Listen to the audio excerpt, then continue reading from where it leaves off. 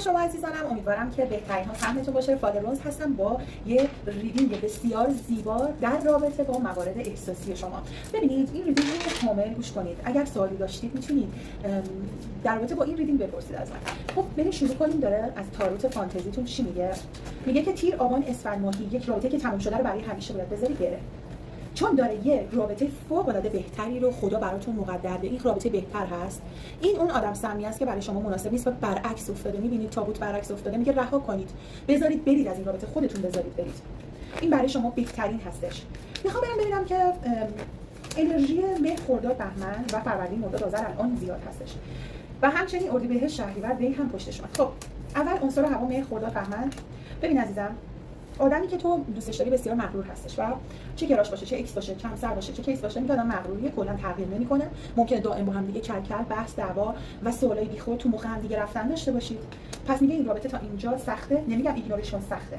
در رابطه با اردیبهشت، شهریور، دی ماهی میگه طرف شما حساس، انگار دارین روی میخ نیزه راه میری. اصلا راحت نیستی، حرف دلت راحت نمیتونی بهش بزنی. میدونی این فرد مناسب تو نیست.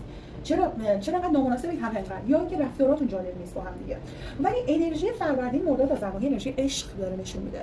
شما 100% تو آسمون ها برای هم دیگه نوشته شدید و مطمئن باشید که این بهترین رابطه‌ای هست که تو زندگیتون دارید، اما چالش‌هایی رو داره. به طور کلی نیت کنید بریم ببینیم که یک انرژی خامی ذهنی از این آدم بگیریم. اولا از نظر مالی الان وضعش اوکی نیست. دوست داره ببینت، دلتنگ دیداراتون، خنده‌هاتون، اون حس آرامش کنارت هست، مخصوصا جایی که مثلا دور و درخت داشته با هم بودید. ولی و میگه کائنات داره تو رو مدام به اون یادآوری میکنه. حالا ممکنه خوابت رو ببینه، ممکنه این یه قضیه دیگه باشه. حالا مثلا رد میشه یه جا موزیک یا عطر تو رو کسی زده یا یکی شبیه توئه یهو قفل میشه دست و پاش.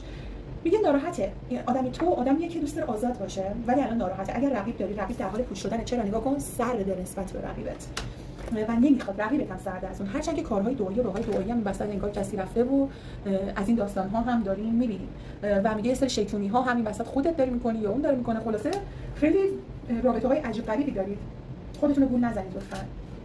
به طور کل رابطه‌ای که باید قطع اطلاعی بشه. زیاد جالب نمیبینم. شما دو نفر همیشه از همدیگه استفاده میکنید به جایی که به هم دیگه عشق بدید و این دوست داشتن نمیتونه دوست به جز عنصر آتش بقیه باید بیاد قطع اعتباری کنید. البته که این یک انرژی خانی عمومی هستش. یادتون نره که شخصی برداشت نکنید.